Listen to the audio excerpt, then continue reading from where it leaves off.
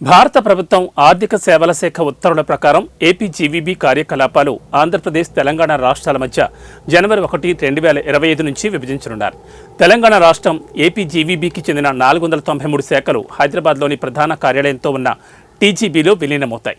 విభజన ప్రక్రియలో సాంకేతిక సమస్యల వల్ల డిసెంబర్ 28 నుంచి 31 వరకు బ్యాంకింగ్ సేవలు, యూపీఐ, ఏటీఎం, మొబైల్ బ్యాంకింగ్ సేవలు నిలిచిపోనున్నాయి. సేవలు అందిస్తున్నాము గత 2.5 సంవత్సరాలుగా. మన బ్యాంకు ఇప్పుడు మొత్తం తెలంగాణ స్టేట్ మొత్తము విస్తరించబోతోంది.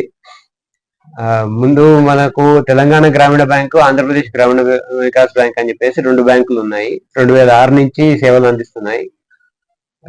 ఇప్పుడు ఈ ఎఫెక్టివ్ డేట్ 1/1/2025 నుంచి మన మొత్తం ఆంధ్రప్రదేశ్ గ్రామీణ వికాస్ బ్యాంక్ లో ఉన్న 490 పైచీలకు ఉన్న ఏవైతే మన మన బ్రాంచెస్ ఉన్నాయో ఆ బ్రాంచెస్ అన్ని కూడా ఇప్పుడు తెలంగాణ గ్రామీణ బ్యాంకుతో కలిసి సేవలు అందిస్తాయి.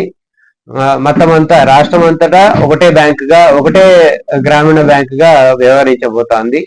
ఇందుకు గాను మామూలుగా మనకు ప్రతి సంవత్సరం మార్చ్ లో ఎలాగైతే ఏప్రిల్ 1 రోజు మనకి ఏ రకంగా అయితే మనకు యాన్యువల్ క్లోజింగ్ అని చెప్పేసి ఒక రోజు ఎట్లాగైతే సేవలు అందించమో అదే రకంగా ఇప్పుడు ఈ విలీన కార్యక్రమంలో మన వాళ్ళు ఈ 20, 30, 31, 28, 29 సెలవులే, కానీ 28, 29, 30, 31 4 రోజులు ఈ విలీన కార్యక్రమం ఉంటుంది. కాబట్టి ఆ కోణంలో ఈ ఆర్థిక లావాదేవీలు కానీ, ఇంకా ఈ మొబైల్ బ్యాంకింగ్ కానీ, మొబైల్ బ్యాంకింగ్ సేవలు కానీ, యూపీఐ సేవలు కానీ స్తంభించబడతాయి. దీనికి మేము చింతిస్తున్నాం.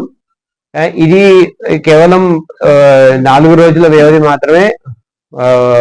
ఎఫెక్టివ్ ఫ్రమ్ 1/1/2025 నుంచి మనము